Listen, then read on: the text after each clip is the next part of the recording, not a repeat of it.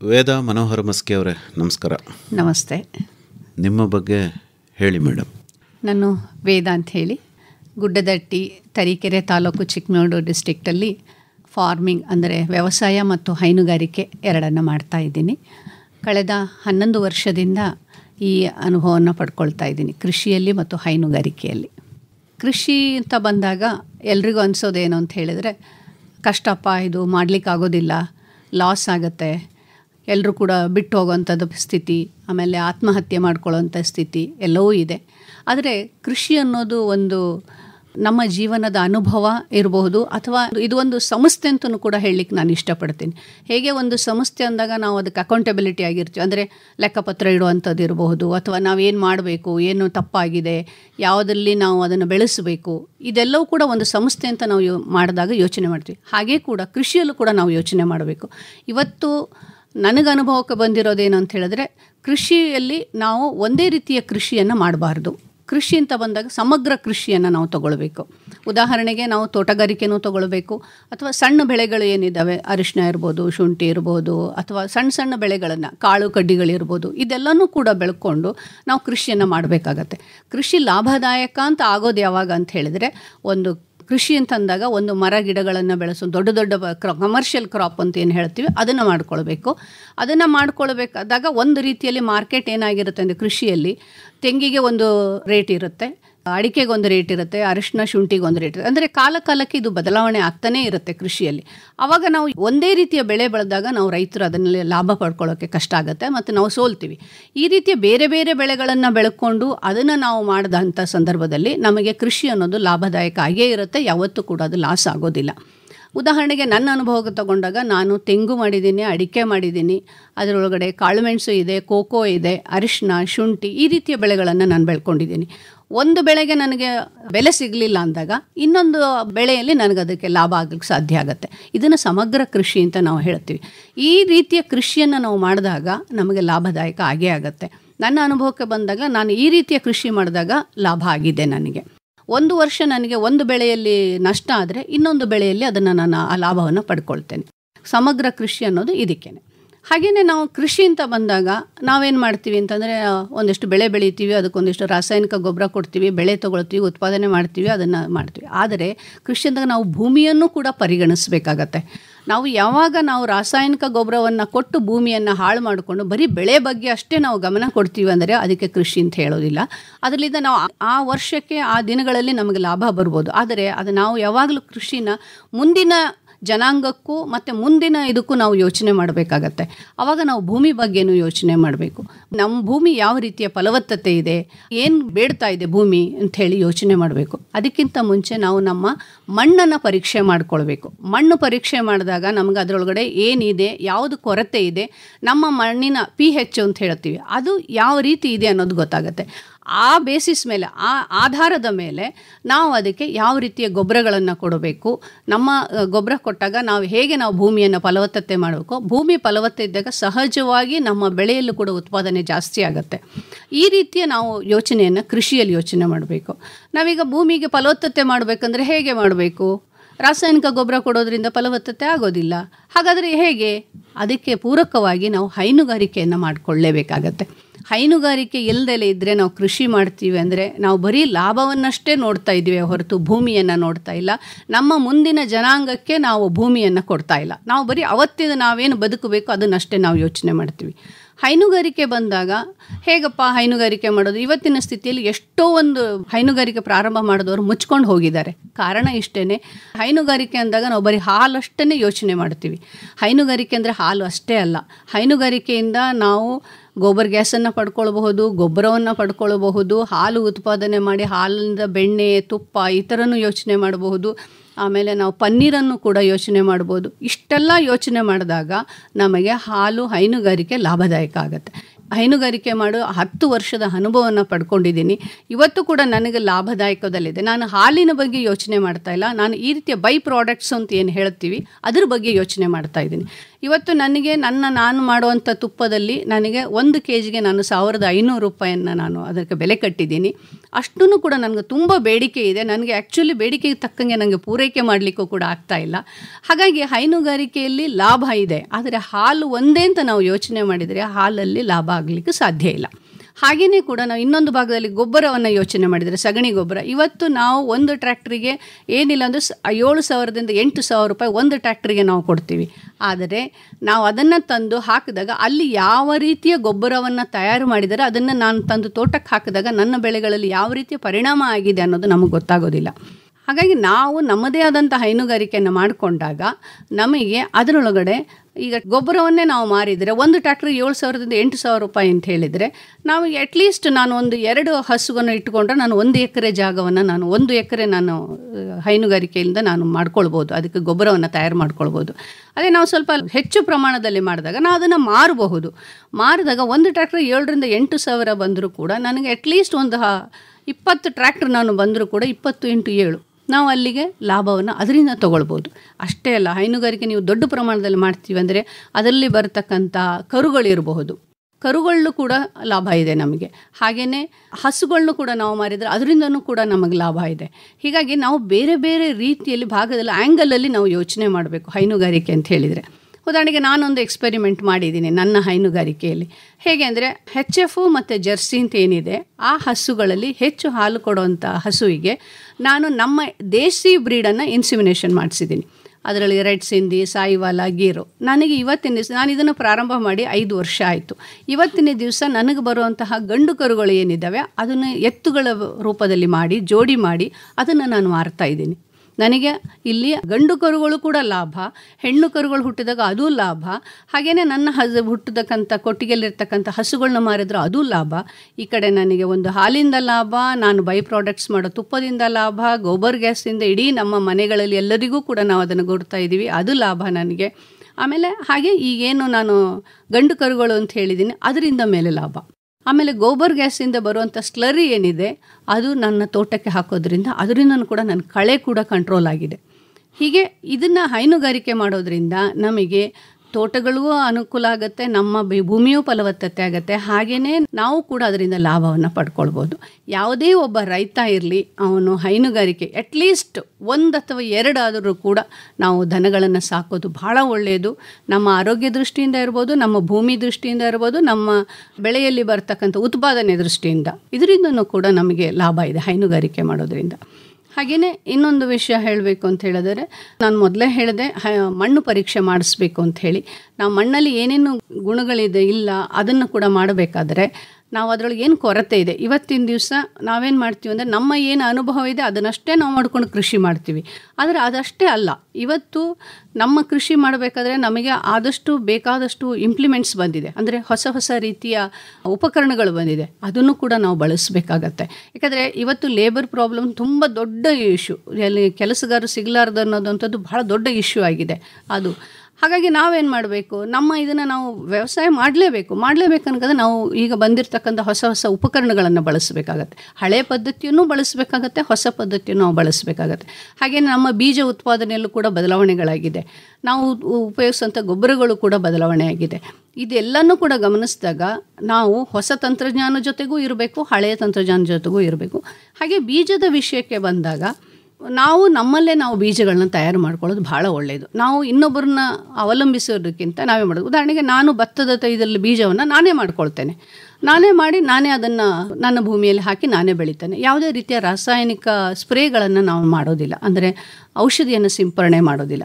ಅದಕ್ಕೆ ಬೇಕಾದಂಥ ಏನು ಇದಿದೆ, ನಮ್ಮ ಮಜ್ಜಿಗೆ ಮತ್ತು ಅರಿಶಿಣ, ಗಂಜಳ ಇವೆಲ್ಲ ಉಪಯೋಗಿಸ್ಕೊಂಡು ಅದನ್ನು ಕೂಡ ಭೂಮಿಗೆ ಹಾಕಿರ್ತೇನೆ. ಆಮೇಲೆ ನಂದು ಕೂಡ ಬಯೋ ಫರ್ಟಿಲೈಸರ್ ಅಂತೇಳಿ ನಾನೇ ತಯಾರು ಮಾಡ್ಕೊಂಡಿದ್ದೀನಿ, ಅದನ್ನು ನಾನು ಉಪಯೋಗಿಸ್ತೇನೆ. ಬಯೋ ಫರ್ಟಿಲೈಸರಲ್ಲಿ ನಾನು ಅದಕ್ಕೆ ಟ್ರೈಕೋಡರ್ಮಾ ಇರ್ಬೋದು, ಸೂಡೋಮೋನಾಸು, PSB, ಈ ಥರ ವ್ಯಾಮ್, ಈ ಥರ ಇದನ್ನು ಜೀವಾಣುಗಳನ್ನು ಉಪಯೋಗಿಸಿ ಅದನ್ನು ಕೂಡ ನಾನು ಭೂಮಿಗೆ ಕೊಡುತ್ತೇನೆ.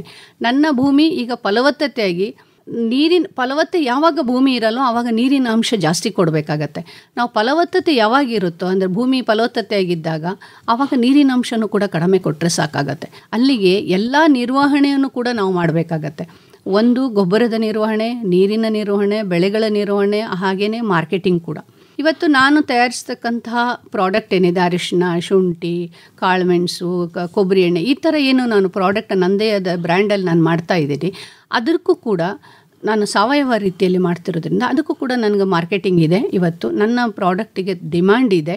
ಕಾರಣ ಇಷ್ಟೇ, ನಾವು ಮಾಡುವಂಥ ಮಾರ್ಕೆಟಿಂಗಲ್ಲಿ ಮೇಯ್ನ್ ಇಂಪಾರ್ಟೆಂಟ್ ಆಗೋದು ವಸ್ತುಗಳು ಮತ್ತು ಅದರ ಬ್ರ್ಯಾಂಡ್ ಮತ್ತು ಅದರ ಪ್ಯಾಕಿಂಗ್ ಹೇಗಿರುತ್ತೆ. ಈಗ ಇವತ್ತಿನ ಜಗತ್ತಿನಲ್ಲಿ ಎಲ್ರಿಗೂ ಕೂಡ ಅಟ್ರಾಕ್ಟಿವ್ ಪ್ಯಾಕಿಂಗ್ ಬೇಕಾಗತ್ತೆ.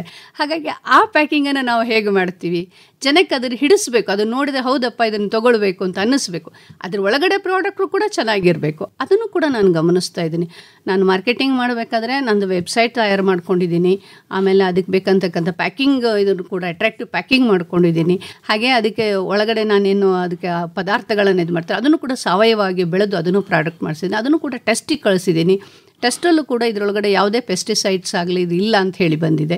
ಹಾಗಾಗಿ ಈ ರೀತಿಯ ಎಲ್ಲ ಗುಣಗಳದನ್ನು ನಾವು ಅದನ್ನು ಗಮನಿಸಬೇಕಾಗತ್ತೆ. ಒಂದು ಪ್ರಾಡಕ್ಟ್, ಒಂದು ವಸ್ತು ಅಂತ ನಾವು ತಯಾರು ಮಾಡಿದರೆ ಅದರ ಬಗ್ಗೆ ಪ್ರತಿಯೊಂದು ಆ್ಯಂಗಲಲ್ಲೂ ಕೂಡ ನಾವು ಯೋಚನೆ ಮಾಡಬೇಕಾಗತ್ತೆ. ಆವಾಗ ರೈತ ಸೋಲೋದಿಲ್ಲ. ರೈತ ಅವನು ಬೆಳೆದಿರ್ತಕ್ಕಂಥ ಬೆಳೆಗಳಿಗೆ ಒಳ್ಳೆಯ ಗುಣಮಟ್ಟಕ್ಕೆ ತೊಗೊಂಡ್ರೆ, ಒಳ್ಳೆಯ ಇದು ತೊಗೊಂಡ್ರೆ ಮಾರ್ಕೆಟಿಂಗ್ ತಂತಾನೇ ಹುಟ್ಟಲಿಕ್ಕೆ ಸಾಧ್ಯ ಇದೆ. ಇದೆಲ್ಲ ದೃಷ್ಟಿಯಿಂದ ನಾನು ವ್ಯವಸಾಯ ಮತ್ತು ಹೈನುಗಾರಿಕೆ ಇವೆರಡರಲ್ಲೂ ಕೂಡ ನಾನು ಯಶಸ್ವಿಯಾಗಿದ್ದೀನಿ. ನನಗೆ ತುಂಬ ಸಂತೋಷ ಇದೆ, ತೃಪ್ತಿ ಇದೆ. ಹಾಗಾಗಿ ಇದನ್ನು ಇನ್ನೂ ಮುಂದುವರಿಸ್ಕೊಂಡು ಹೋಗಬೇಕು ಅನ್ನೋಂಥದ್ದು ನನ್ನ ಅಭಿಲಾಷೆ. ವ್ಯವಸಾಯದ ಬಗ್ಗೆ ಈ ಪರಿಯ ಆಸಕ್ತಿ ಯಾಕೆ ವೇದಾ ಅವರೇ ತಮಗೆ?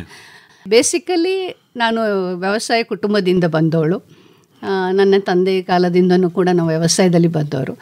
ನನಗೆ ಏನಂದರೆ, ನಾನು ಬೆಳೆದಿರೋಂಥದ್ದನ್ನು ನಾನು ತಿನ್ನಬೇಕು, ನಾನು ಉಪಯೋಗಿಸ್ಬೇಕು, ಹಾಗೆ ಬೇರೆಯವರಿಗೂ ಕೂಡ ಅದನ್ನು ಕೊಡಬೇಕು. ನಾನೇ ಆದಂಥ ಅಂದರೆ ನನ್ನದೇ ಆದಂಥ ವಿಚಾರದಲ್ಲಿ ನಾನು ಅದನ್ನು ಮಾರ್ಪಾಡು ಮಾಡ್ಕೊಳ್ಳೋದಿರ್ಬೋದು, ಅಥವಾ ಅದಕ್ಕೇನೋ ಒಂದು ಎಕ್ಸ್ಪೆರಿಮೆಂಟು ಅದನ್ನು ಮಾಡಿ ಅದನ್ನು ನಾನು ಉಪಯೋಗಿಸ್ಬೇಕು, ಬೇರೆಯವರಿಗೂ ಕೊಡಬೇಕು ಅನ್ನೋದು ಆಸಕ್ತಿ ಜಾಸ್ತಿ ನನಗೆ. ಜಮೀನು ಎಷ್ಟಿದೆ ಅಂತ ಹೇಳಲಿಲ್ಲ ತಾವು? ನನಗೆ 25 ಎಕರೆ ಇದೆ. ಅದರಲ್ಲಿ ಬೇರೆ ಬೇರೆ ಕೃಷಿಯನ್ನು ಮಾಡ್ತಾ ಇದ್ದೀನಿ. ಖರೀದಿ ಮಾಡಿದಾಗ ಹೇಗಿತ್ತು ಜಮೀನು? ಖರೀದಿ ಮಾಡಿದಾಗ ಬರೀ ಒಣ ಪ್ರದೇಶ, ಅಂದರೆ ಎಲ್ಲೋ ಒಂದೊಂದು ಮರ ಗಿಡಗಳು ಅಷ್ಟೇ ಇದ್ದು. ಇವತ್ತಿಗೂ ಕೂಡ ಪ್ರಾರಂಭದಲ್ಲಿ ಬಂದು ನೋಡಿದವರು ಇವತ್ತು ಬಂದು ನೋಡಿದಾಗ ಎಷ್ಟೊಂದು ಚೇಂಜಸ್ ಇದೆ ಅಲ್ವಾ, ಹೇಗೆ ಮಾಡಿದ್ರಿ ಇದನ್ನು, ನೀವು ಹೇಗೆ ಅದನ್ನು ಸಮಯ ಹೊಂದಿಸಿದ್ರಿ ಅಂತ. ಈ ಸಂದರ್ಭ ಬಂದಾಗ ನಾನೊಂದು ಹೇಳಲಿಕ್ಕೆ ಇಷ್ಟಪಡ್ತೀನಿ. ಹೈನುಗಾರಿಕೆ ಮಾಡಿದಾಗ ನನಗೆ ಇದ್ದಿದ್ದು ಬರೀ ಹಾಲು ಕರೆದು ಅಷ್ಟೇ ಅನುಭವ ಇತ್ತು. ಆದರೆ ಅದರ ನಿರ್ವಹಣೆ ನಂಗೆ ಗೊತ್ತಿರಲಿಲ್ಲ. ಅದಕ್ಕೆ ಎಷ್ಟು ಪ್ರಮಾಣದಲ್ಲಿ ಆಹಾರ ಕೊಡಬೇಕು, ಎಷ್ಟು ನೀರು ಕೊಡಬೇಕು, ಅದನ್ನು ಹೇಗೆ ನಿರ್ವಹಣೆ ಮಾಡಬೇಕು, ಇದು ಯಾವುದೂ ನನಗೆ ಗೊತ್ತಿರಲಿಲ್ಲ. ನಾನು ಮಾಡ್ತಾ ಪ್ರಾರಂಭದಲ್ಲಿ ನಾನು 24 ಗಂಟೆಯಲ್ಲಿ 2 ಗಂಟೆ ಮಾತ್ರ ನಿದ್ದೆ ಮಾಡಿದ್ದೀನಿ. ಹಗಲು ರಾತ್ರಿ ಅದ್ರ ಜೊತೆಗಿದ್ದೀನಿ. ಉದಾಹರಣೆ ಹೇಳಬೇಕಂದ್ರೆ, ಹಸು ತಂದಾಗ ಅದು ಕರು ಹಾಕಿದಾಗ ಅದರ ಗರ್ಭಕೋಶ ಹೊರಗೆ ಬಂದುಬಿಟ್ಟಿತ್ತು. ನನಗದು ಗೊತ್ತಾಗಲಿಲ್ಲ ಅದು ಗರ್ಭಕೋಶ. ನಾನೇನು ಅಂದ್ಕೊಂಡಿದ್ದೆ ಪ್ಲಸೆಂಟ್ ಅಂದರೆ ಮಾಸ್ ಅಂತ ಅಂದ್ಕೊಂಡಿರೋದು. ಆಮೇಲೆ ಅದು ಡಾಕ್ಟ್ರ್ ಕರೆದಾಗ ಹೇಳಿದರು ಅವರು, ಅದು ಇಲ್ಲ, ಅದು ಗರ್ಭಕೋಶ ಹೊರಗೆ ಬಂದಿದೆ. ನಾನು ಅದು ಹಸುನ ಕಳ್ಕೊಂಡೆ. ಇದೆಲ್ಲವೂ ಕೂಡ ನನಗೆ ಅನುಭವ. ಈ ಅನುಭವದ ಆಧಾರದ ಮೇಲೆ ಇವತ್ತು ನಾನು ನನ್ನ ಡೈರಿಯಲ್ಲಿ ನಾನು ಅದಕ್ಕೆ ಆಯುರ್ವೇದ ಮತ್ತು ಹೋಮಿಯೋಪತಿ ಔಷಧಿಯನ್ನು ಬಳಸಿ ಮಾಡ್ತೀನಿ. ಯಾವುದೇ ರೀತಿ ಆ್ಯಂಟಿಬಯೋಟಿಕ್ ಕೊಡೋಲ್ಲ. ಅದಕ್ಕೆ ಆ್ಯಂಟಿಬಯೋಟಿಕ್ ಕೊಟ್ಟಾಗ ಏನಾಗುತ್ತೆ, ಅದರೊಳಗೆ ರೆಸಿಡ್ಯೂಸ್ ಶುರು ಆಗುತ್ತೆ. ಅಂದರೆ ಆ್ಯಂಟಿಬಯೋಟಿಕ್ ಕಾಂಟ್ಯಾಕ್ಟ್ ಹಾಲಲ್ಲಿ ಬರುತ್ತೆ. ಆ ಹಾಲನ್ನು ಕುಡಿದಾಗ ಇವತ್ತು ನೀವು ಅಂದ್ಕೊಳ್ಬೋದು ಹೆಣ್ಮಕ್ಳು ಯಾಕಿಷ್ಟು ಬೇಗ ಮೆಚ್ಯೂರ್ ಆಗ್ತಾರೆ ಅಂಥೇಳಿ. ಇದಕ್ಕೆ ಕಾರಣ ಆ್ಯಂಟಿಬಯೋಟಿಕ್, ನಾವು ಉಪಯೋಗಿಸುವಂಥ ಆಹಾರದಲ್ಲಿ ಬರ್ತಕ್ಕಂಥ ಆ್ಯಂಟಿಬಯೋಟಿಕ್. ಅದರಿಂದ ಅದನ್ನು ಕೂಡ ನಾನು ನನ್ನ ಇದರೊಳಗೆ ಡೈರಿಯಲ್ಲಿ ನಾನು ನಿರ್ವಹಣೆ ಮಾಡ್ತೇನೆ. ಅದಕ್ಕೆ ಕೆಚ್ಚಲು ಬಾವು ಆಗಿರ್ಬೋದು, ಅಥವಾ ಕಾಲು ಊದ್ಕೊಳ್ಳೋದಿರ್ಬೋದು, ಗಾಯ ಆಗಿರ್ಬೋದು, ಇದು ಯಾವುದಕ್ಕೂ ಕೂಡ ನಾನು ಅವರಿಗೆ ಆ್ಯಂಟಿಬಯೋಟಿಕ್ ಔಷಧಿ ಕೊಡೋಲ್ಲ. ಎಲ್ಲವೂ ಕೂಡ ಆಯುರ್ವೇದ ಮತ್ತು ಹೋಮಿಯೋಪತಿ ಔಷಧಿಯಿಂದ ನಿರ್ವಹಣೆ ಮಾಡುತ್ತೇನೆ. ಪಂಚಮ ವೇದ ಯಾಕೆ ಹೆಸರಿಟ್ರಿ? ಪಂಚಮ ವೇದ ಅನ್ನೋದು ಒಂದು ಅಧ್ಯಯನ ಕೇಂದ್ರ ಆಗಬೇಕು. ಇದರೊಳಗಡೆ ನನ್ನ ಅನುಭವ ಮತ್ತು ನಮ್ಮ ಅನುಭವ ಏನಿದೆ ಅದು ಬೇರೆಯವರಿಗೆ ಆಗಬೇಕು. ಇವತ್ತು ನಾವು ಹೇಳ್ತೀವಿ 4 ವೇದ ಇದೆ ಅಂಥೇಳಿ.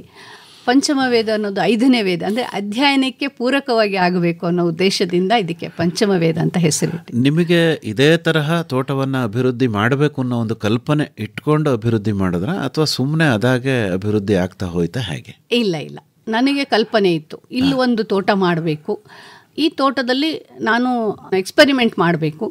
ನನ್ನ ಎಕ್ಸ್ಪೆರಿಮೆಂಟ್ ಏನಿದೆ ಅದು ಒಂದಿಷ್ಟು ಬೇರೆಯವರಿಗೂ ಅದು ಪ್ರಸಾರ ಆಗಬೇಕು. ನನಗದು ಇತ್ತು. ಇದೇ ರೀತಿ ನನ್ನ ತೋಟವನ್ನು ನಾನು ಬೆಳೆಸಬೇಕು, ಇದೇ ರೀತಿ ನಾನು ಹೈನುಗಾರಿಕೆ ಮಾಡಬೇಕು ಅನ್ನೋದಿತ್ತು. ನೀರಿನ ಆಶ್ರಯ ಏನು? ನೀರು ಬೋರ್ ಇದೆ, ಹಾಗೆ ಸೀಪೇಜ್ ವಾಟರ್ ಬರುತ್ತೆ ಕೆನಲಿಂದು, ಅದರ ಇದನ್ನು ಕೂಡ ತಗೊಳ್ತೇವೆ, ಸಹಾಯವನ್ನು. ಏನೂ ಇರಲಿಲ್ಲ ಜಮೀನಲ್ಲಿ ಅಂದರೆ ಮೊದಲಿಗೆ ಬೆಳೆದದ್ದೇನು ತಾವು? ನಾನು ಬೆಳೆದದ್ದು ಭತ್ತ ಫಸ್ಟಿಗೆ ಪ್ರಾರಂಭದಲ್ಲಿ. ಆಮೇಲೆ ಅಡಿಕೆ ಬೆಳೆದಿದ್ದೆ, ಕಬ್ಬು ಹಾಕಿದ್ದೆ, ಭತ್ತ ಬೆಳೆದಾಗ ಏನಾಗಿತ್ತು ಅಂದರೆ ನಂದು ಹುಚ್ಚು ಸಾವಯವ ಮಾಡಬೇಕು, ಪ್ರಾರಂಭದಲ್ಲೇ ಸಾವಯವ ಮಾಡಬೇಕು ಅಂಥೇಳಿ ಅದಕ್ಕೆ ಸಾವಯವ ಅಂಥೇಳಿ ಹೊರಟು 3/4 ಎಕರೆಯಲ್ಲಿ ಅರ್ಧ ಚೀಲ ಅಂದರೆ 50 kg ಭತ್ತ ಬೆಳೆದೆ. ಎಲ್ಲರೂ ನಗೆಪಾಟ್ಲಿಗೆ ಈಡಾದೆ ನಾನು. ಆಮೇಲೆ ಈಗ ಅನುಭವಸ್ಥರ ಹತ್ರ, ಯೂನಿವರ್ಸಿಟಿಯವ್ರ ಹತ್ರ, ಕೃಷಿ ಇವ್ರ ಹತ್ರ ಎಲ್ಲ ಯೋಚನೆ ಮಾಡಿ ಅವ್ರ ಹತ್ರ ಎಲ್ಲ ಮಾತಾಡಿದಾಗ ಒಂದೇ ಸಲ ಭೂಮಿಯನ್ನು ನಾವು ಪರಿವರ್ತನೆ ಮಾಡಲಿಕ್ಕೆ ಆಗೋದಿಲ್ಲ. ಈಗ ಹೇಗೆ ನಮ್ಮ ದೇಹದಲ್ಲಿ ನಾವು ಹೇಗೆ ಆಹಾರ ತೊಗೊಂಡು ಅದು ಒಂದೇ ರೀತಿ ಆಹಾರಕ್ಕೆ ಹೊಂದಿಕೊಂಡಿರ್ತೀವೋ ಭೂಮಿನೂ ಹಾಗೇನೆ. ಅದು ಇಷ್ಟರವರೆಗೆ ನಾವು ಉಪಯೋಗಿಸೋವರೆಗೂ ಅದು ರಾಸಾಯನಿಕವನ್ನೇ ಬಳಸಿ ಬೇರೆಯವರು ಉಪಯೋಗಿಸಿದ್ರು. ನಾವು ಅದನ್ನು ಕನ್ವರ್ಟ್ ಮಾಡಬೇಕು ಸಾವಯವಕ್ಕಂದ್ರೆ ಇದಕ್ಕೆ ಸಮಯ ಬೇಕು. ಹಾಗಾಗಿ ವರ್ಷದಿಂದ ವರ್ಷಕ್ಕೆ ಕೆಮಿಕಲ್ ಗೊಬ್ಬರ ಏನು, ರಾಸಾಯನಿಕ ಗೊಬ್ಬರ ಏನು ಕೊಡ್ತೀವಿ ಅದನ್ನು ಕಡಿಮೆ ಮಾಡ್ತಾ ಬಂದಾಗ ನನಗದು ಅನುಭವಕ್ಕೆ ಬಂತು ಮತ್ತು ಅದು ಫಲವತ್ತತೆಯೂ ಆಯಿತು. ನೆಕ್ಸ್ಟ್ ಇನ್ನೊಂದು ವರ್ಷ ಬಂದಾಗ ನಾನು 3/4 ಎಕರೆಯಲ್ಲಿ 10 ಚೀಲ ಭತ್ತ ಬೆಳೆದೆ. ಖುಷಿಯಾಗಿರ್ಬೇಕು ನಿಮ್ಗೆ. ಖಂಡಿತವಾಗ್ಲೂ ಸರ್, ಅದರ ಆನಂದ ಅನುಭವ ಇವತ್ತಿಗೂ ಕೂಡ ಆ ಸಂತೋಷ ನನಗೆ ಉದ್ಭವ ಆಗುತ್ತೆ. ಈಗ ಏನೇನು ಬೆಳೆ ಇದೆ ನಿಮ್ಮ ತೋಟದಲ್ಲಿ? ತೆಂಗಿದೆ. ಎಷ್ಟಿದೆ ಮೇಡಮ್? ತೆಂಗು ಒಂದು 450 ತೆಂಗಿದೆ. ಅಡಿಕೆ ಒಂದು 8 ಎಕರೆಯಷ್ಟು ಅಡಿಕೆ ಇದೆ. ಅದರ ಮಧ್ಯದಲ್ಲಿ ಕೋಕೋ ಹಾಕಿದ್ದೀನಿ, ಕಾಳುಮೆಣಸು ಹಾಕಿದ್ದೀನಿ. ಯಾವುದು ಕಾಳುಮೆಣಸು? ಕಾಳುಮೆಣಸು ಕರಿಮುಂಡ. ಅಡಿಕೆ ಯಾವ ತಳಿ? ಅಡಿಕೆ ನಮ್ದು ತೀರ್ಥಹಳ್ಳಿ ಕಡೆದ? ತೀರ್ಥಹಳ್ಳಿ ಕಡೆದಿಲ್ಲ, ಈ ಕಡೆ ಅಜ್ಜಂಪುರ ಕಡೆ ಇರೋದು. ತೆಂಗು ಯಾವ ತಳಿ? ತೆಂಗು ತಿಪ್ಟೂರು ಟಾಲ್ ಅದು ಇದೆ. ಆಯ್ತು ಮೇಡಮ್, ಮುಂದೆ ಇನ್ನೇನೇನು ಬೆಳೆ? ಆಮೇಲೆ ಅರಿಶಿನ ಹಾಕೊಂಡಿದ್ದೀನಿ, ಶುಂಠಿ ಹಾಕೊಂಡಿದ್ದೀನಿ. ಇದಿಷ್ಟು ನನ್ನ ಬೆಳೆಗಳು. ಅರಿಶಿಣ, ಶುಂಠಿ, ತೆಂಗು, ಅಡಿಕೆ ಮಧ್ಯದಲ್ಲಿ ಇದೆಯಾ ಅಥವಾ ಪ್ರತ್ಯೇಕವಾಗಿ? ಇಲ್ಲ, ಕೆಲವು ನಾನು ಅದನ್ನು ಭೂಮಿಯನ್ನು ಚೇಂಜ್ ಮಾಡ್ತಾ ಇರ್ತೀನಿ. ಒಂದೇ ಕಡೆ ನಾನು ಅರಿಶಿಣ ಮತ್ತು ಶುಂಠಿ ಬೆಳೆಯಲ್ಲ. ಒಂದು ವರ್ಷ ಖಾಲಿ ಜಾಗದಲ್ಲಿ ಬೆಳಿತೀನಿ, ಒಂದು ವರ್ಷ ತೋಟದೊಳಗೆ ಬೆಳಿತೀನಿ.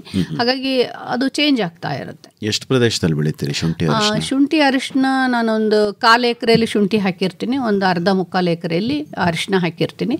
ಈ ವರ್ಷ ಇಷ್ಟಿದೆ, ನನಗೆ ಇಷ್ಟು ಡಿಮಾಂಡ್ ಇದೆ, ಇಷ್ಟು ಮಾರ್ಕೆಟ್ ಇದೆ ಅಂದರೆ ಅದಷ್ಟನ್ನೇ ಬೆಳೆದಿರ್ತೀನಿ. ಮುಂದಿನ ವರ್ಷಕ್ಕೆ ಈ ಮಾರ್ಕೆಟು ನಂದು ಇದನ್ನು ನೋಡ್ಕೊಂಡು ಮತ್ತೆ ಹೆಚ್ಚು ಮಾಡ್ತೇನೆ.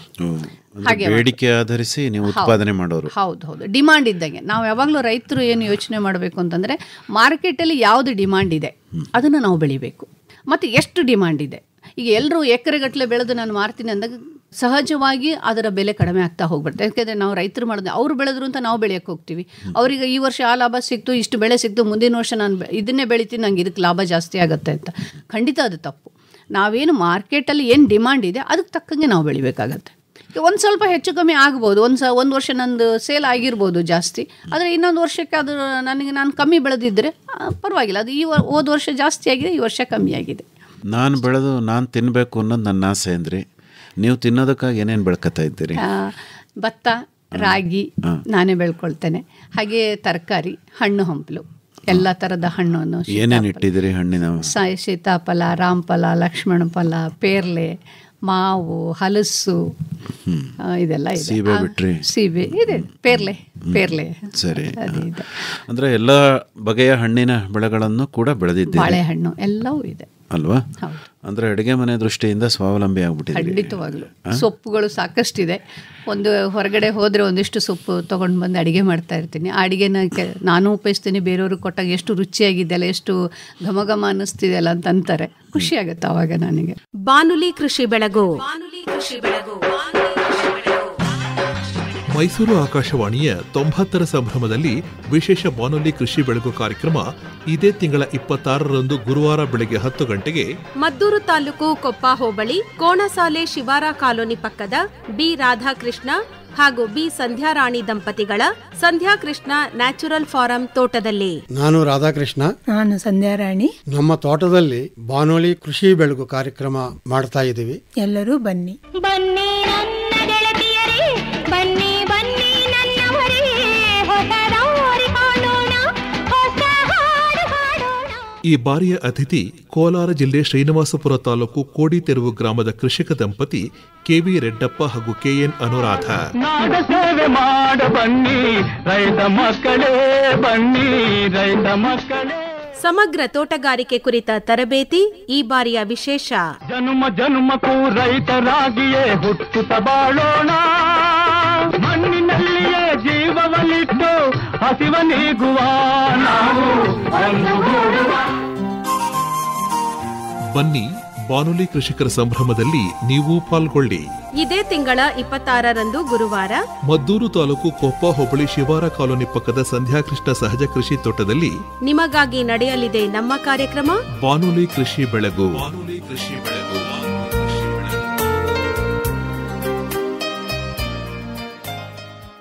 ಈ ಹೈನುಗಾರಿಕೆ ತಾವು ಆರಂಭ ಮಾಡಿದ್ದೆ ಯಾವಾಗ?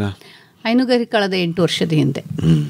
ಅಂದರೆ ವ್ಯವಸಾಯಕ್ಕೆ ಪೂರಕವಾಗಿರಲಿ ಅಂತ ಮಾಡಿದ್ರ? ಖಂಡಿತ. ನಾನು ವ್ಯವಸಾಯ ಪ್ರಾರಂಭ ಮಾಡಿದೆ. 1 ವರ್ಷ ಅದರಿಂದ ಏನೂ ನನಗೆ ಉತ್ಪಾದನೆ ಸಿಗಲಿಲ್ಲ. ಆವಾಗ ಬೇಸರ ಆಯಿತು. ಹೊರಗಡೆಯಿಂದ ಸಗಣಿ ಗೊಬ್ಬರ ತೊಗೊಬಂದೆ. ಆದರೆ ಅಲ್ಲಿ ಬರುವಂಥ ಪ್ಲಾಸ್ಟಿಕ್ಕು ವೇಸ್ಟು ಇವೆಲ್ಲ ಗೊಬ್ಬರ ಜೊತೆಗೆ ಬಂತು. ಆವಾಗ ನಾನು ನಮ್ಮ ಮನೋಹರ್ ಮುಸ್ಕಿಯವ್ರ ಜೊತೆ ಕೂತ್ಕೊಂಡು ಡಿಸ್ಕಷನ್ ಮಾಡಿದೆ. ಇಲ್ಲ, ನಾವಿದು ಡೈರಿನೇ ಪ್ರಾರಂಭ ಮಾಡಬೇಕು, ಹೈನುಗಾರಿಕೆನೇ ಪ್ರಾರಂಭ ಮಾಡಿ, ನಾವು ತೋಟ ಮಾಡಬೇಕು ಅಂತ ಅನ್ನೋದ್ರೆ ಹೈನುಗಾರಿಕೆನೇ ಮಾಡಬೇಕು, ಸಾವಯವ ಬೆಳಿಬೇಕಂದ್ರೆ ನನಗೆ ಅದು ಗೊಬ್ಬರ ಬೇಕೇ ಬೇಕು, ಹಾಗೆ ನಾವು ಪ್ರಾರಂಭ ಮಾಡೋಣ ಅಂಥೇಳಿ ಅವ್ರ ಜೊತೆ ಕೂತು. ಮೊದಲಿಗೆ 1 ಹಸು ತಂದ್ರ 2 ತಂದ್ರ ಹೇಗೆ? ಮೊದಲಿಗೆ ಅಮ್ಮನ ಮನೆಯಿಂದ ನಾನು ತಂದಿರೋದು 2 ಹಸು, ನಾನು ಕೊಂಡ್ಕೊಂಡಿರೋದು 5 ಹಸು. ಅದರಿಂದ ಆಮೇಲೆ ಇನ್ನೊಂದು ಸಲ 10 ಹಸು ತೊಗೊಬಂದೆ. ಹೇಳಿದ್ನಲ್ಲ, ಹೇಗೆ ಅದರಿಂದ ನನಗೆ ಗೊತ್ತಿರಲಾರ್ದೆ ನಾನು ಕಳ್ಕೊಂಡಿರೋಂಥದ್ದು 50% ಅದರೊಳಗೆ ಅನುಭವ ಪಡ್ಕೊಂಡೆ ಅನ್ನೋದಕ್ಕಿಂತ ಅದು ಅನುಭವಕ್ಕೋಸ್ಕರ ಇನ್ವೆಸ್ಟ್ ಮಾಡಿದೆ ಅಂತ ಅನ್ನಿಸ್ತು ನನಗೆ. ಆಮೇಲೆ ಇವತ್ತು ನನಗೆ 60 ಹಸು ಕರು ಎಲ್ಲ ಇದ್ದಾವೆ. ಇವತ್ತು 60 ಉತ್ಪಾದನೆ ಏನಿದೆ ಹಾಲಿಂದು ಉತ್ಪಾದನೆ 60ರಿಂದ 70-80 ವೇರಿ ಆಗ್ತಾ ಇರುತ್ತೆ. ಯಾಕಂದರೆ ನಾನೀಗ HF ಮತ್ತು ಜರ್ಸಿ ತೆಗೆದಿದ್ದೇನೆ. ನಮ್ಮ ನಾಟಿ ಹಸುಗಳಲ್ಲಿ ಹಾಲಿನ ಉತ್ಪಾದನೆ ಕಡಿಮೆ, ಆದರೆ ನನಗೆ ಅದರಲ್ಲಿ ಬೆಣ್ಣೆ ತುಪ್ಪ ಇವೆಲ್ಲ ಜಾಸ್ತಿ ಇದೆ. ಅದರಲ್ಲಿ ಫ್ಯಾಟ್ ಕಂಟೆಂಟ್ ಜಾಸ್ತಿ, ಅಂಶ ಜಾಸ್ತಿ, ಹಾಗಾಗಿ ಆ ಉತ್ಪಾದನೆ ಜಾಸ್ತಿ ಇದೆ. ಹಾಲಿನ ಪ್ರೊಡಕ್ಷನ್ ಕಡಿಮೆ ಮಾಡ್ಕೊಂಡಿದ್ದೀನಿ. ಅಂದರೆ ನೀವು ಈಗ HF ಜರ್ಸಿ ಸಾಕ್ತಾ ಇಲ್ವಾ? ಇಲ್ಲ. ನಿಮ್ಮ ಹತ್ರ ಇರೋ ತಳಿಗಳು ಈಗ? ನನ್ನ ಹತ್ರ ರೆಡ್ ಸಿಂಧಿ, ಸಾಯಿವಾಲ, ಗೀರು 3 ತಳಿ. ಅಂದರೆ ಅದು ಕೂಡ ಕ್ರಾಸ್. ನನಗೆ ಅನುಭವಕ್ಕೆ ಬಂದಿರೋದು, ಬೇರೆಯವರ ಅನುಭವನ ನಾನು ನೋಡಿರೋಂಥದ್ದು, ಗೀರು, ರೆಡ್ ಸಿಂಧಿ, ಸಾಯಿವಾಲ ನಾವೇನು ಬೇರೆ ರಾಜ್ಯದಿಂದ ತರ್ತೀವಿ, ಅದು ಬಂದು ನಮ್ಮ ರಾಜ್ಯದಲ್ಲಿ ನಮ್ಮ ಪ್ರದೇಶದಲ್ಲಿ ಹೊಂದಿಕೊಳ್ಳಿಕ್ಕೆ ಸಮಯ ತಗೊಳುತ್ತೆ. ಹಾಗೆಯೇ ಅದರ ಹಾಲಿನ ಉತ್ಪಾದನೆಯೂ ಕೂಡ ಕಡಿಮೆ ಆಗುತ್ತೆ. ಮತ್ತು ಅದರ ಕನ್ಸೀವ್ ರೇಟ್ ಅಂದರೆ ಗರ್ಭ ಧರಿಸೋ ಇದೇನಿದೆ ಅದು ಕೂಡ ಕಡಿಮೆ ಇದೆ. ಹಾಗಾಗಿ ನಾನು ಇದೆಲ್ಲ ಅನುಭವನ ತೊಗೊಂಡು ನಾನು ನನ್ನಲ್ಲೇ ಕ್ರಾಸ್ ಮಾಡಿದೆ. ಅದಕ್ಕೆ ಮೋಸ್ಟ್ಲಿ ಸರ್ಕಾರದವರು F1 ಬ್ರ್ಯಾಂಡ್ ಅಂತ ಹೇಳಿ ಹೆಸರಿಟ್ಟಿದ್ದಾರೆ. ಇವತ್ತಿನ ದಿವಸ ಇಡೀ ನಮ್ಮ ರಾಜ್ಯದಲ್ಲಿ ಯಾರೂ ಆ ಪ್ರಯತ್ನ ಮಾಡಿಲ್ಲ, ನಾನೇ ಮೊದಲಿಗಳು. ಸಾಮಾನ್ಯವಾಗಿ ಕ್ರಾಸ್ ಬ್ರೀಡಿಂಗ್ ಪ್ರೋಗ್ರಾಮ್ ಏನಿದೆ ಅದನ್ನು ನಾಟಿ ತಳಿಗಳ ಮೇಲೆ ಮಾಡ್ತಾರೆ, ಆದರೆ ನೀವು ಸುಧಾರಿಸಿದ ತಳಿಗಳ ಮೇಲೆ ಮಾಡಿದಿರಲ್ಲ, ಈ ಆಲೋಚನೆ ಹೇಗೆ ಬಂತು? ಒಂದು ನಾ ಹೇಳಿದೆ, HF ಅಲ್ಲಿ ಹಾಲು ಜಾಸ್ತಿ ಉತ್ಪಾದನೆ ಇದೆ, ಅದರ ಕೊಬ್ಬಿನಾಂಶ ಕಡಿಮೆ ಇದೆ, ಆಮೇಲೆ ಅದರ ಲೈಫ್ ಸ್ಪ್ಯಾನು ಕೂಡ ಅಂದರೆ ಜೀವಿತಾವಧಿ ಕೂಡ ಕಡಿಮೆ ಇದೆ. ಯಾಕೆಂದರೆ ಹಾಲು ಯಾವಾಗ ಉತ್ಪಾದನೆ ಜಾಸ್ತಿ ಆಗುತ್ತೋ ಅದರ ಬೋನ್ ವೀಕ್ ಆಗುತ್ತೆ, ಅದರ ಮೂಳೆಗಳು ವೀಕ್ ಆಗ್ತಾ ಬರುತ್ತೆ. ಕ್ಯಾಲ್ಶಿಯಂ ಕಮ್ಮಿ ಆದಾಗ ಅದು ಬೇಗ ಸಾಯುತ್ತೆ. ಹಾಗೆ ಅದರ ಜೀವಿತಾವಧಿ ಕೂಡ ಕಡಿಮೆ ಇದೆ. ಆ ದೃಷ್ಟಿಯಿಂದ ನಾನೇ ಯೋಚನೆ ಮಾಡೋದೆ ಅಂದರೆ ಯಾಕೆ ಅದನ್ನೇ ಮಾಡಬೇಕು, ಇದಕ್ಕೆ ನಾ ಯಾವುದು ಹಾಲು ಉತ್ಪಾದನೆ ಜಾಸ್ತಿ ಕೊಡುತ್ತೆ ಅದಕ್ಕೆ ನಮ್ಮ ಬ್ರೀಡನ್ನು ಕೊಟ್ಟಾಗ ನೆಕ್ಸ್ಟ್ ಬರುವಂಥ ಬ್ರೀಡು ಕೂಡ ಅದರೊಳಗೆ ಹಾಲಿಂದು ಇರುತ್ತೆ, ಫ್ಯಾಟು ಇರುತ್ತೆ, ಕೊಬ್ಬಿನಾಂಶನೂ ಇರುತ್ತೆ. ಈ ರೀತಿ ಅನುಭವದ ಆಧಾರದ ಮೇಲೆ ಅದನ್ನು ಬದಲಾವಣೆ ಮಾಡಿಕೊಡ್ತಾ ಹೋದೆ. ಈಗ ನಿಮ್ಮಲ್ಲಿ ಇರುವಂತಹ ತಳಿಗಳು ಈಗ ನಿಮಗೆ ಸೂಕ್ತವಾಗಿದ್ದಾವೆ, ನಿಮಗೆ ಬೇಕಾದಷ್ಟು ಹಾಲು ಕೊಡ್ತವೆ, ಹಾಲಿನ ಗುಣಮಟ್ಟ ಕೂಡ ಚೆನ್ನಾಗಿದೆ. ಖಂಡಿತವಾಗಲು ಅಲ್ವಾ? ಹೌದು. ಹೈನುಗಾರರ ಬಹುದೊಡ್ಡ ಸಮಸ್ಯೆ ಮೇವಿಂದು, ಅದಕ್ಕೇನು ವ್ಯವಸ್ಥೆ ಮಾಡ್ಕೊಂಡಿದ್ದೀರಿ? ಮೇವಿಂದು ನಾನು ಇರುವಂಥ ಈಗೇನು 60 ಹಸು ಮತ್ತು ಕರು ಹೇಳ್ತಾ ಇದ್ದೀನಿ, ಅದಕ್ಕೆ ವಿವಿಧ ರೀತಿಯ ಹುಲ್ಲುಗಳನ್ನು ಬೆಳ್ಕೊಂಡಿದ್ದೀನಿ ನಾನು. ಅದಕ್ಕೆ ಅದರ ಮಧ್ಯೆ ಗ್ಲಿರ್ಸಿಡಿಯಾ, ಹಲ್ವಾನ, ಇದೆಲ್ಲ ಬೆಳೆಗಳೇನಿದೆ ಮರ ಬೆಳೆಗಳದ್ದು ಅದನ್ನು ಹಾಕ್ಕೊಳ್ತೇನೆ. ಕೆಲವೊಂದು ಸಲ ಹುರುಳಿ, ಆಮೇಲೆ ಅಲಸಂಡೆ ಇವು ಯಾವುದು ಹಾಕ್ಕೊಂಡಿರ್ತೀನಿ ಅದನ್ನು ಕೂಡ ಕೊಟ್ಟಿರ್ತೇನೆ. ಆಮೇಲೆ ಸೈಲೇಜ್ ಮಾಡ್ಕೊಂಡಿದ್ದೀನಿ ನನಗೆ 70 ಟನ್ ಆಗೋಷ್ಟು 2 ಬಂಕರ್ ಇದೆ. ಆ ಬಂಕರಲ್ಲಿ ನಾನು ಅದನ್ನು ಸೈಲೇಜ್ ಸ್ಟೋರ್ ಮಾಡ್ಕೊಳ್ತೇನೆ, ವರ್ಷ ಪೂರ್ತಿ ಅದನ್ನು ಉಪಯೋಗಿಸ್ಕೊಳ್ತೇನೆ. ಮೇವಿನ ಬೆಳೆಗಳನ್ನು ಕೂಡ ಬೆಳಿತೀವಿ? ಹೌದು, ಮೇವಿನ ಬೆಳೆಯನ್ನು ನಾನು ಬೆಳ್ಕೊಂಡು. ಎಷ್ಟು ಎಕರೆ ಪ್ರದೇಶದಲ್ಲಿ? ನನಗೆ 4 ಎಕರೆ ಪ್ರದೇಶ ಬರ್ಕೊಂಡಿದ್ದೀನಿ. ಅದಕ್ಕೋಸ್ಕರ. ಕೊಟ್ಟಿಗೆ ಹೇಗೆ ಕಟ್ಕೊಂಡಿದ್ದೀರಿ ಮೇಡಮ್? ಕೊಟ್ಟಿಗೆ ನಂದು ಓಪನ್ ಇದೆ, ಯಾವುದೇ ರೀತಿಯ ಗೋಡೆಗಳಿಲ್ಲ, ಎಲ್ಲವೂ ಕೂಡ ಓಪನ್ನು. ಮತ್ತು ದನಗಳನ್ನು ನಾನು ಕಟ್ಟೋದಿಲ್ಲ, ಅದನ್ನು ನಾನು ಬಿಟ್ಟಿರ್ತೇನೆ. 24 ಗಂಟೆಯಲ್ಲಿ ಒಂದು 4 ಗಂಟೆ ಮಾತ್ರ ಕಟ್ಟಿರ್ತೇನೆ. ಅದು ಆಹಾರ ಕೊಡೋದಕ್ಕೆ, ಅದಕ್ಕೇನು ಮೇವು ಕೊಡಬೇಕು, ಆ ಸಂದರ್ಭದಲ್ಲಿ ಮಾತ್ರ ಕಟ್ತೇನೆ. ಮಿಕ್ಕಿದ ಸಂದರ್ಭದಲ್ಲಿ ಅದನ್ನು ಬಿಟ್ಟಿರ್ತೇನೆ. ಕಾರಣ ಇಷ್ಟೇ, ನಾವು ಮನುಷ್ಯರು ಹೇಗೆ ಕೂತ್ಕೊಂಡಾಗ ಒಂದೇ ಕಡೆ ಕೂತ್ಕೊಂಡಾಗ ನಮಗೆ ಸ್ಟ್ರೆಸ್ ಆಗುತ್ತೆ, ಎದ್ದು ಓಡಾಡಬೇಕು ಅಥವಾ ಕಾಫಿ ಕುಡಿಬೇಕು ಹೀಗೇನಂತ ಅನಿಸುತ್ತೆ ನಮಗೆ. ಹಾಗೆ ದನಗಳಿಗೂ ಕೂಡ ಸ್ಟ್ರೆಸ್ ಆಗುತ್ತೆ. ಆ ಸ್ಟ್ರೆಸ್ಸು ಹಾಲಲ್ಲಿ ಬರುತ್ತೆ. ಹಾಲಲ್ಲಿ ಬಂದಾಗ ನಾವು ಕುಡಿಯುವಂಥ ಹಾಲು ಸ್ಟ್ರೆಸ್ಡ್ ಹಾಲು ಮತ್ತು ಆ್ಯಂಟಿಬಯೋಟಿಕ್ ಹಾಲು. ಇವತ್ತಿನ ದಿವಸ ನಾವೇನು ಕುಡಿತಾ ಇದ್ದೀವಿ ಅದನ್ನೇ ಕುಡಿತಾ ಇರೋದು. ಇದೆಲ್ಲನೂ ಕೂಡ ಯೋಚನೆ ಮಾಡಿ ಕಟ್ಟೋದನ್ನು ಬಿಟ್ಟಿದ್ದೀನಿ. ಹಾಗೆ ಇನ್ನೊಂದು ಪ್ರಯೋಗ ನಾನು ಮಾಡಿದ್ದೀನಿ. ಯಾವುದೇ ರೀತಿ ಈ HF ಮತ್ತು ಜರ್ಸಿಯಲ್ಲಿ ಏನು ಮಾಡ್ತಾರೆ ಅಂದರೆ ಕೊಂಬನ್ನು ಸುಟ್ಟು ಮಾಡಿಬಿಡ್ತಾರೆ. ನಾನು ಕೊಂಬನ್ನು ತೆಗೆದಿಲ್ಲ. ಕಾರಣ ಇಷ್ಟೇ, ಕೋಡು ಏನು ಮಾಡುತ್ತೆ ಅದು ಶರೀರದ ತಾಪಮಾನವನ್ನು ಕಂಟ್ರೋಲ್ ಮಾಡುತ್ತೆ. ಹಾಗಾಗಿ ಅದನ್ನು ಕೋಡು ಕೂಡ ನಾನು ತೆಗೆದಿಲ್ಲ. ಅವೆಲ್ಲ ಬಿಟ್ಟಂಗೆ ಗುದ್ದಾಡ್ತವೆ, ಗಾಯ ಮಾಡ್ಕೊಳ್ತವೆ. ಅದಕ್ಕೂ ಕೂಡ ಔಷಧಿ ನಾನೇ ಆಯುರ್ವೇದ ಔಷಧಿ ಮಾಡ್ತೇನೆ, ಅದು ಕಡಿಮೆ ಆಗಿದೆ. ಆಹಾರ ಅಂತಂದರೆ ಹಸಿರು ಮೇವು ಅಷ್ಟೇನಾ ಅಥವಾ ಬೇರೆ ಇನ್ನೇನಾದ್ರು ತಿಂಡಿನ ಕೊಡ್ತೇನೆ, ಆದರೆ ನಾನು ಪ್ಯಾಕ್ಡ್ ಇದು ತರಲ್ಲ. ಅಂದರೆ ಈಗೇನು ರೆಡಿ ಅಂತ ಏನು ಸಿಗುತ್ತೆ ಅದನ್ನು ತರಲ್ಲ. ಇಲ್ಲೇ ನಾನು ಬೇರೆ ಜೋಳ, ಆಮೇಲೆ ಗೋಧಿ ಬೂಸ, ಹಿಂಡಿ ಇವೆಲ್ಲ ತಂದು ನಾನೇ ಮಿಕ್ಸ್ ಮಾಡ್ತೇನೆ. ಹಾಗೆ ಅದಕ್ಕೆ ಕೂಡ ಕ್ಯಾಲ್ಶಿಯಂ ಪೌಡರ್ ಕೊಡಬೇಕಾಗತ್ತೆ, ಅದನ್ನು ನಿರ್ವಹಣೆ ಮಾಡ್ತೇನೆ. ಅದು ನಿರ್ವಹಣೆ ಹೇಗೆ ಅಂದರೆ ಏನು ಅದಕ್ಕೆ ಕುಡಿಯೋ ನೀರಿದೆ ಅದಕ್ಕೆ ಸುಣ್ಣನ ಹಾಕ್ತೇನೆ. ಆಮೇಲೆ ಅದಕ್ಕೆ ಉಪ್ಪಿನ ಅಂಶನೂ ಬೇಕಾಗತ್ತೆ. ಆಹಾರದಲ್ಲಿ ಅದಕ್ಕೆ ಉಪ್ಪು ಕೂಡ ಮಿಕ್ಸ್ ಮಾಡಿ ಕೊಡ್ತೇನೆ. ಇದು ಯೋಚನೆ ಮಾಡ್ತೇನೆ. ಓಕೆ. ಈ ಚಿಕಿತ್ಸೆ ಮಾಡೋದನ್ನು ಹೇಗೆ ಕಲ್ತ್ರಿ ವೇದ ಅವರೇ? ಚಿಕಿತ್ಸೆ ಅಂತ ಹೇಳಿದರೆ ನಾವು ಇರೋ ಜಾಗಕ್ಕೂ ಮತ್ತು ನಮಗೇನು ವೆಟನರಿ ಡಾಕ್ಟರ್ಸ್ ಏನು ಸಿಗ್ತಾರೆ ಅವರು ಇರೋದಕ್ಕೂ 7 ಕಿಲೋಮೀಟ್ರ್ ದೂರ ಇದೆ. ನಮಗೇನಾದರೂ ತೊಂದರೆ ಆದಾಗ ಅವರು ಯಾವುದೋ ಒಂದು ಪ್ರೋಗ್ರಾಮಲ್ಲಿ ಇರ್ತಾರೆ, ಅವರು ಬರಲಿಕ್ಕೆ ತೊಂದರೆ ಆಗುತ್ತೆ. ಹಾಗಾಗಿ 1-2-3 ಸಲ ಈ ಥರ ಘಟನೆಗಳು ಆದಾಗ ಅವ್ರು ಕರೆದಾಗ ಅವ್ರು ಬರೋದು ಲೇಟ್ ಆಯಿತು, ಅದಕ್ಕೆ ಟ್ರೀಟ್ಮೆಂಟ್ ಲೇಟ್ ಆಯಿತು. ಹಾಗೆ ನಾನು ಕಳ್ಕೊಳ್ಬೇಕಂತ ಬಂತು. ನಾನು ಮತ್ತು ನಮ್ಮ ಮನೆಯವರು ಇಬ್ಬರು ಕೂತ್ಕೊಂಡು ಯೋಚನೆ ಮಾಡಿದ್ವಿ ಇದಕ್ಕೇನು ಪರಿಹಾರ ಸಿಗಬಹುದು ಅಂಥೇಳಿ. ಆ ಪರಿಹಾರಕ್ಕೋಸ್ಕರ ನಾವೇನು ಯೋಚನೆ ಮಾಡಿದ್ವಿ, ಇದಕ್ಕೆ ಆಯುರ್ವೇದ ಮತ್ತು ಇದರಲ್ಲಿ ಹೋಮಿಯೋಪತಿಯಲ್ಲಿ ಏನಾದರೂ ಕಂಡುಹಿಡಿಯಲಿಕ್ಕೆ ಸಾಧ್ಯ ಇದೆಯಾ ಅಂಥೇಳಿ ತಮಿಳ್ನಾಡಲ್ಲಿ ತಾನ್ವಾಸ್ ಅಂತ ಒಂದು ಯೂನಿವರ್ಸಿಟಿ ಇದೆ, ಆಯುರ್ವೇದ ಯೂನಿವರ್ಸಿಟಿ, ಇದಕ್ಕೋಸ್ಕರ ದನಗಳಿಗೋಸ್ಕರ. ಅಲ್ಲಿ ಅವ್ರ ಜೊತೆಗೆ ಮಾತಾಡಿ ಡಾಕ್ಟರ್ ಪುಣ್ಯಮೂರ್ತಿ ಅನ್ನೋರನ್ನ ಕರೆಸಿ ನಮ್ಮ ಊರಲ್ಲಿ 1 ದಿವಸದ ಇಡೀ ಸುತ್ತಮುತ್ತ ಹಳ್ಳಿಯವ್ರನ್ನ ಕರೆಸಿ 1 ದಿವಸ ನಾವು ಟ್ರೈನಿಂಗನ್ನು ತರಬೇತಿಯನ್ನು ಕೊಟ್ವಿ. ಆ ತರಬೇತಿಯನ್ನು ತಗೊಂಡು ನಾನು ನನ್ನ ದನಗಳಿಗೆ ಉಪಯೋಗಿಸ್ಕೊಂಡೆ ಆ ತರಬೇತಿ ಮುಖಾಂತರ. ಹೀಗಾಗಿ ಇವತ್ತು ಯಶಸ್ವಿಯಾಗಿದ್ದೀನಿ. ಬೇರೆಯವ್ರಿಗೂ ಹೇಳ್ಕೊಡ್ತೀರಾ? ಖಂಡಿತವಾಗ್ಲೂ. ನಮ್ಮಲ್ಲಿ ತುಂಬ ಜನ ಬಂದು ಹೋಗ್ತಾ ಇರ್ತಾರೆ, ಕೃಷಿ ನೋಡ್ಲಿಕ್ಕೆ ಬರ್ತಾರೆ, ಹೈನುಗಾರಿಕೆ ನೋಡ್ಲಿಕ್ಕೆ ಬರ್ತಾರೆ. ಅವರಿಗೆಲ್ರಿಗೂ ಕೂಡ ನಾನು ಅದನ್ನು ಹೇಳ್ಕೊಡ್ತೀನಿ. ಅವರು ದೂರವಾಣಿ ಮೂಲಕ ಏನಾದರೂ ಸಹಾಯ ಕೇಳಿದರೆ ನನ್ನ ಅನುಭವ ಆಧಾರದ ಮೇಲೆ ಅವರಿಗೆ ಅದನ್ನು ಹೇಳ್ತೇನೆ.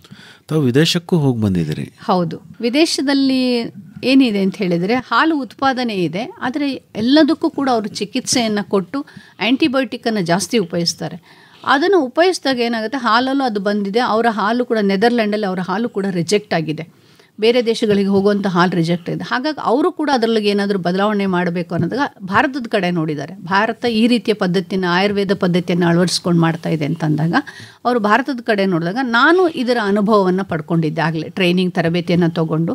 ಹಾಗಾಗಿ ಅವರು ನನ್ನನ್ನು ನೀವು ಹೇಗೆ ಅದನ್ನು ಉಪಯೋಗಿಸ್ತಿದ್ದೀರಿ, ನಿಮ್ಮ ರಿಸಲ್ಟ್ ಏನು ವಿತ್ ರೆಕಾರ್ಡ್ ಕೊಡಬೇಕು ಅಂತೇಳಿ ಒಂದು ಪೇಪರನ್ನು ಪ್ರೆಸೆಂಟ್ ಮಾಡಿದ್ದೆ ನಾನು ಅಲ್ಲಿ. ಎಲ್ಲಿ? ನೆದರ್ಲ್ಯಾಂಡಲ್ಲಿ. ನೆದರ್ಲ್ಯಾಂಡಿಗೆ ಹೋಗಿ ಹೇಗೆ ಆ್ಯಂಟಿಬಯೋಟಿಕ್ ಫ್ರೀ ಹಾಲನ್ನು ಉತ್ಪಾದನೆ ಮಾಡಬಹುದು ಅಂತ ಹೇಳಿ. ಹಾಗೆ ಅಲ್ಲೂ ಹೋಗಿ ಕೂಡ ನನ್ನ ಅನುಭವನ ಹಂಚಿಕೊಂಡಿದ್ದೆ. ಈಗ ನಿಮ್ಮ ಹಾಲನ್ನು ಪರೀಕ್ಷೆ ಮಾಡಿಸಿದ್ರಿ ನೀವು? ಹೌದು, ಪರೀಕ್ಷೆ ಮಾಡಿಸಿದ್ದು. ಹೌದಾ? ಯಾವ ಆಂಟಿಬಯೋಟಿಕ್ಗಳಾಗಲಿ ಮತ್ತೊಂದಾಗಲಿ ಫ್ರೀ ಇದೆ? ಹೌದು. ಓಕೆ. ವೇದ ಅವರೇ, ಈಗ ತಮ್ಮ ಬಹುದೊಡ್ಡ ಯಶಸ್ಸು ಅಂತ ನಾನು ಪರಿಗಣಿಸೋದು ನೀವು ಮಾಡ್ತಾ ಇರುವಂತಹ ಮೌಲ್ಯವರ್ಧನೆ.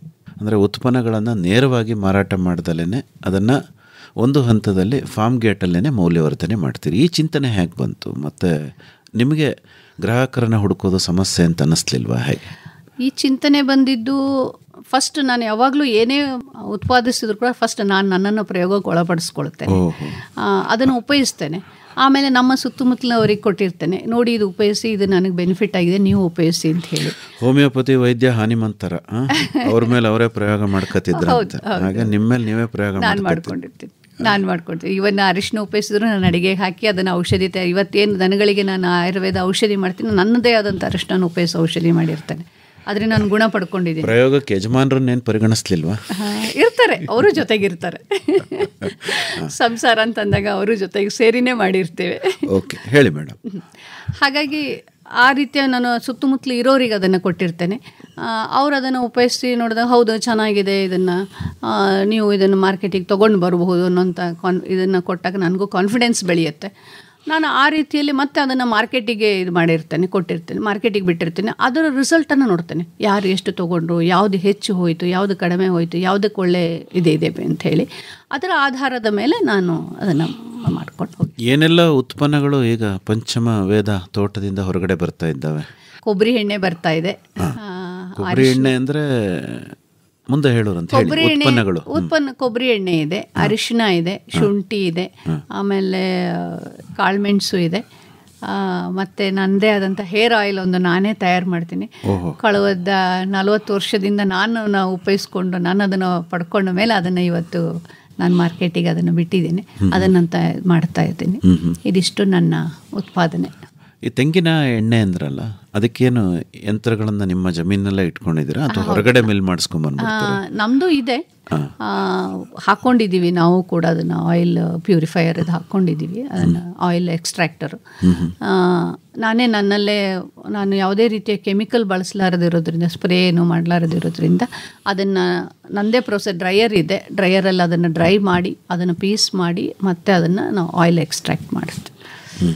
ಈ ತೆಂಗಿನ ಎಣ್ಣೆನೇ ಬಳಸ್ಕೊಂಡು ಹೇರ್ ಆಯಿಲ್ ಮಾಡೋದಾ ಅಥವಾ ಬೇರೆ ಇನ್ನೇನಾದ್ರು ಹಾಕ್ತೀರಾ? ಇಲ್ಲ, ತೆಂಗಿನ ಎಣ್ಣೆ ಬಳಸ್ಕೊಳ್ತೇನೆ. ಬೇರೆ ಒಂದು 10-12 ಪ್ರಾಡಕ್ಟ್ ಅದಕ್ಕೆ ಹಾಕಿರ್ತೇನೆ. ಅದರಲ್ಲಿ ಅದು ನಿಮ್ಮ ಸೀಕ್ರೆಟ್ ಹೇಳಲ್ಲ? ಖಂಡಿತ. ಈಗ ಮಾರುಕಟ್ಟೆನ ಹೇಗೆ ಸೃಷ್ಟಿ ಮಾಡ್ಕೊಂಡ್ರಿ? ಅದೇ ಕೆಲವೊಂದು ಸಲ ನನ್ನ ಪ್ರಾಡಕ್ಟನ್ನು ಒಂದು ಸಲ ನಾವು ಬಿಡುಗಡೆ ಮಾಡಿದ್ವಿ ಮಾರ್ಕೆಟಿಗೋಸ್ಕರ. ಬಿಡುಗಡೆ ಮಾಡಿ ಬೇರೆಯವರ ಅನುಭವನ ತೊಗೊಂಡ್ವಿ. ಹಾಗೆ ಆನ್ಲೈನ್ ವೆಬ್ಸೈಟ್ ಕ್ರಿಯೇಟ್ ಮಾಡಿದ್ವಿ ನಮ್ಮದು, ಪಂಚಮವೇದ.in ಅಂಥೇಳಿ. ಆ ವೆಬ್ಸೈಟಿಗೆ ಆನ್ಲೈನಿಗೆ ಹೋದರೆ ಅದರೊಳಗಡೆ ನಿಮ್ಗೆ ನಮ್ಮ ಪ್ರಾಡಕ್ಟ್ಸ್ ಎಲ್ಲ ಸಿಗುತ್ತೆ. ನೀವು ಆರ್ಡ್ರ್ ಕೊಟ್ಟಿಗೆ ನಾವು ಅದನ್ನು ಸಪ್ಲೈ ಮಾಡಿರ್ತೀವಿ. ಅಂದರೆ ಈಗ ವೆಬ್ಸೈಟ್ ಮೂಲಕನೂ ತಾವು ಆರ್ಡ್ರನ್ನ ತಗೋತಾ ಇದ್ದೀರಿ? ತಗೊಳ್ತಾ ಇದ್ದೀವಿ. ಬರ್ತಾ ಇದೆ. ವೆಬ್ಸೈಟ್ ಮೂಲಕನೂ ಬರ್ತಾ ಇದೆ. ಅಂದರೆ ಈಗ ನಿಮ್ಮ ಉತ್ಪನ್ನಗಳನ್ನು ಮಾರಾಟ ಮಾಡೋದಕ್ಕೆ ನಿಮಗೆ ಯಾವುದೇ ರೀತಿ ಸಮಸ್ಯೆ ಇಲ್ಲ? ಇಲ್ಲ, ನನಗೆ ಇದ್ದಾರೆ, ಕೊಂಡ್ಕೊಳ್ಳೋರು ಇದ್ದಾರೆ, ಹಾಗೆ ಬೇಡಿಕೆನೂ ಇದೆ ನನಗೆ, ನನ್ನ ಉತ್ಪಾದನೆಗೆ. ಓಕೆ, ತೊಂದರೆ ಅನಿಸಿಲ್ಲ. ಹಾಲಿನ ಉತ್ಪನ್ನಗಳನ್ನು ಏನೇನು ಮಾಡ್ತೀರಿ? ಹಾಲು ತುಪ್ಪ ಮಾಡ್ತೇನೆ. ಇನ್ನು ಒಂದು ಪ್ರೋಸೆಸ್ಸಲ್ಲಿ ಇದೆ, ಇದು ಮಾಡಬೇಕು, ಚೀಸ್ ಮಾಡಬೇಕು ಅಂತ ಅನ್ನೋದಿದೆ. ನೋಡಬೇಕು, ಅದ್ರ ಪ್ರಯತ್ನ ನಡೀತಾ ಇದೆ, ಹೇಗೆ ಅನ್ನೋದನ್ನು ಮುಂದಿನ ದಿನಗಳಲ್ಲಿ ಮಾಡಬೇಕು ಅಂತ. ತುಪ್ಪ ಹೇಗೆ ಮಾಡ್ತೀರಿ? ತುಪ್ಪ ನಂದು ಕಲ್ಚರ್ಡ್ ಅಂತ ಹೇಳಿದರೆ ನಾವೇನು ಮಾಡ್ತೀವಿ, ಹಾಲಿಂದ ಕೊಬ್ಬಿನ ಅಂಶವನ್ನು ತೆಗೆದು ಆಮೇಲೆ ಅದನ್ನು ತುಪ್ಪದಲ್ಲಿ ಕನ್ವರ್ಟ್ ಮಾಡ್ತಾರೆ. ನಾನು ಹಾಗೆ ಮಾಡೋದಿಲ್ಲ. ನಾನು ಹಾಲನ್ನು ಅದಕ್ಕೆ ಮೊಸರು ಹಾಕಿ ಅದನ್ನು ಹೊರಗಡೆ ಇಟ್ಟು ಅದು ಕಲ್ಚರ್ ಆಗಿ, ಅಂದರೆ ಅದು ಹುಳಿ ಅಂಶ ಬಂದು ಆಮೇಲೆ ಅದನ್ನು ಬೆಣ್ಣೆ ರೂಪಕ್ಕೆ ತೊಗೊಬಂದು ತುಪ್ಪ ಮಾಡ್ತೇನೆ. ತುಪ್ಪದಲ್ಲೂ ಕೂಡ ನಾನು ಫ್ಲೇವರ್ ಅಂತ ಅವ್ರನ್ನ ಕೇಳ್ತೇನೆ, ನಿಮಗೆ ನಾರ್ಮಲ್ ಬೇಕಾ? ಏಕೆಂದರೆ ನಾನು ಅದಕ್ಕೆ ಮೆಂತೆ ಹಾಕಿರ್ತೇನೆ. ಆ ಥರ ಫ್ಲೇವರ್ ಬೇಕಂದರೆ ಆ ಥರ ಫ್ಲೇವರು ಕೂಡ ಮಾಡಿರ್ತೇನೆ ಅವರಿಗೆ. ಮೆಂತೆ ಹಾಕಿರ್ತೇನೆ, ಆಮೇಲೆ ಕಾಳು ಮೆಣಸು ಹಾಕಿರೋದು. ಖಾರ ಬೇಕು ಅಂತ ಅನ್ನೋದರೆ ಖಾರ, ಪ್ಲೇನ್ ಅಂದರೆ ಪ್ಲೇನು, ಅವ್ರಿಗೆ ಯಾವುದು ಬೇಕೋ ಅದನ್ನು ಕೇಳಿ ಮಾಡಿರ್ತೇನೆ, ಕೊಡ್ತೇನೆ. ಈ ಗೊಬ್ಬರ ಏನು ಬರುತ್ತಲ್ಲ, ಅದನ್ನೇನಾದರೂ ಎರೆಗೊಬ್ಬರವಾಗಿ ಪರಿವರ್ತನೆ ಮಾಡ್ತಿದ್ದೀರಾ? ಅದರಲ್ಲೇನಾದರೂ ಪ್ರಯೋಗ ಮಾಡಿದ್ದೀರಾ? ಹಾಗೆ ಬಯೋ ಫರ್ಟಿಲೈಸರ್ ಅದ್ರ ಬಗ್ಗೆನೂ ಮಾತಾಡಿ. ಬಯೋ ಫರ್ಟಿಲೈಸರ್ ಈಗ ಶುರು ಮಾಡಿದ್ದೀವಿ. ಅದರೊಳಗಡೆ ನಾವು ಪಲ್ಪನ್ನು ಪೇಪರ್ ಪಲ್ಪನ್ನು ಉಪಯೋಗಿಸ್ತೀವಿ. ಮತ್ತು ನಮ್ಮಲ್ಲಿರ್ತಕ್ಕಂಥ ವೀಡ್ಸ್ ಏನಿದೆ, ಕಳೆ ಏನಿದೆ, ಅದನ್ನು ಅದಕ್ಕೆ ಹಾಕಿರ್ತೇನೆ.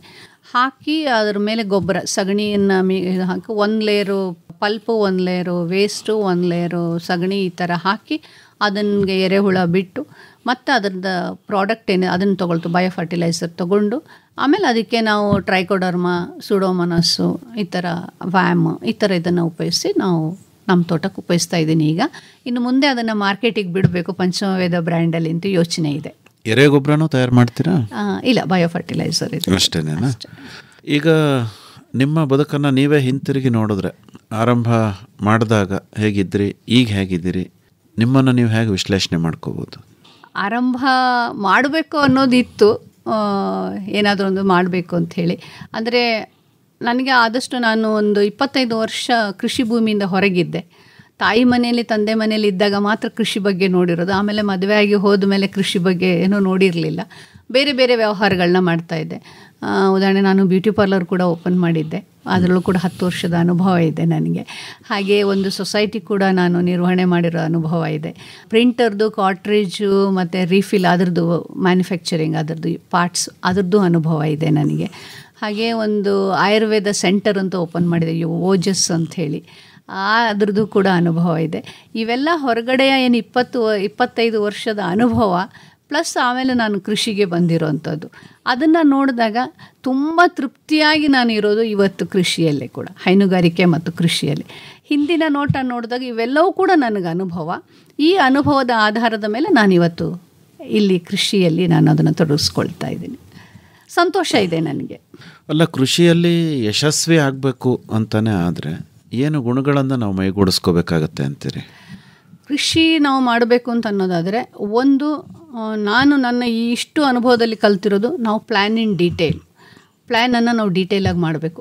ಈ ಭೂಮಿಯಲ್ಲಿ ನಾನೇನು ಫಸ್ಟು ಭೂಮಿಗೆ ಏನು ಹೊಂದಿಕೊಳ್ಳುತ್ತೆ ಆ ಭೂಮಿಗೆ ನಾನೇನು ಹಾಕಬೇಕು, ಆಮೇಲೆ ಪ್ಲ್ಯಾನ್ ಇನ್ ಡೀಟೇಲ್ ಎಷ್ಟು ಹಾಕಬೇಕು, ಎಷ್ಟು ಎಕರೇಜ್ ನಾವು ಯಾವ ಬೆಳೆನ ಎಷ್ಟು ಎಕರೆಯಲ್ಲಿ ಬೆಳಿಬೇಕು. ಈಗ ತೆಂಗು ಬೆಳಿಬೇಕಾದ್ರೆ ಎಷ್ಟು ಎಕರೆ ಬೆಳಿಬೇಕು, ಅಡಿಕೆಯಲ್ಲಿ ಬೆಳಿಬೇಕಾದ್ರೆ ಎಷ್ಟು ಬೆಳಿಬೇಕು, ಶುಂಠಿ ಅರಿಶಿನ ಬೇಕಾದರೆ ಎಷ್ಟು ಬೆಳಿಬೇಕು, ಈ ರೀತಿಯ ಪ್ಲ್ಯಾನ್ ಇನ್ ಡೀಟೇಲ್ ಅಂತ ಮಾಡಬೇಕು.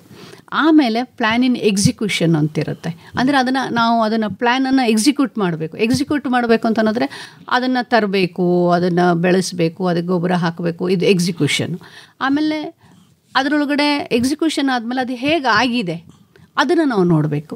ಅದನ್ನು ನೋಡಬೇಕಂತಂದರೆ ನಾನು ಇದಕ್ಕೆ ಎಷ್ಟು ಅಮೌಂಟನ್ನು ಹಾಕಬೇಕು. ಈಗ 1 ಎಕರೆ ತೆಂಗು ಬೆಳಿಬೇಕಾದ್ರೆ ನಾನು ಗಿಡಕ್ಕೆ ಎಷ್ಟು ಕೊಡಬೇಕು, ಅದು ಗುಂಡಿ ಎಷ್ಟು ತೆಗಿಬೇಕು, ಅದಕ್ಕೆ ಎಷ್ಟು ಲೇಬರ್ ಬೇಕು, ಆಮೇಲೆ ಅದಕ್ಕೆ ಎಷ್ಟು ಗೊಬ್ಬರ ಬೇಕು, ಇದೆಲ್ಲನೂ ಕೂಡ ನಾವು ಮಾಡಬೇಕಾಗತ್ತೆ. ಅದನ್ನು ಮಾಡಿ ಅದಕ್ಕೆ ಎಷ್ಟು ಹಣ ಹೊಂದಿಸಬೇಕು ನಾನು, ಅದನ್ನು ಪ್ಲ್ಯಾನ್ ಮಾಡಬೇಕಾಗತ್ತೆ. ಆಮೇಲೆ ಎಕ್ಸಿಕ್ಯೂಷನ್ ಆದಮೇಲೆ ಅದರ ರಿಸಲ್ಟ್ ಏನು ಬಂತು, ನನಗದು ಲಾಭ ಬಂತ ನಷ್ಟ ಬಂತ, ನಷ್ಟ ಆದರೆ ಯಾಕೆ ನಷ್ಟ ಬಂತು, ಲಾಭ ಬಂದರೆ ಯಾವುದರಿಂದ ಲಾಭ ಬಂತು, ಇದನ್ನು ನಾವು ಯೋಚನೆ ಮಾಡಬೇಕು. ಆವಾಗ ನಾವು ಕೃಷಿಯಲ್ಲಿ ಯಶಸ್ವಿ ಆಗಲಿಕ್ಕೆ ಸಾಧ್ಯ ಇದೆ. ವೇದ ಅವರೇ, ಭವಿಷ್ಯದ ಕನಸುಗಳು ಏನು ಚುಟುಕಾಗಿ ಹೇಳ್ಬೋದೆ? ಕನಸು ಈಗಾಗಲೇ ನಾನು ಅದನ್ನು ನನಸು ಮಾಡಿದ್ದೀನಿ. ಇದು ಒಂದು ಇನ್ನೊಬ್ಬರ ಬದುಕಲ್ಲಿ ನಾನೇನು ಮಾಡಿದ್ದೀನಿ 10-12 ವರ್ಷದಿಂದ ಏನು ನಾನು ಅನುಭವ ತೊಗೊಂಡಿದ್ದೀನಿ ಮಾಡಿದ್ದೀನಿ, ಅದು ಇನ್ನೊಬ್ಬರ ಬದುಕಿಗೆ ಅನುಕೂಲ ಆಗಬೇಕು. ಇದು ನನ್ನ ಕನಸು, ಇನ್ನೊಬ್ಬರಿಗೆ ಅದು ಸಹಾಯ ಆಗಬೇಕು. ತಾವೇ ಹೇಳಿದ್ರಿ, ಪಂಚಮ ವೇದ ತೋಟ 5ನೇ ವೇದದ ರೀತಿಯಲ್ಲಿ ರೈತರಿಗೆ ತರಬೇತಿಯನ್ನು ನೀಡೋ ಕೇಂದ್ರ ಆಗಬೇಕು ಅಂತ. ಆಗಲಿ, ಸಂತೋಷ. ಹೆಚ್ಚಿನ ಮಾಹಿತಿಯನ್ನು ನಮ್ಮ ಕೇಳುಗರು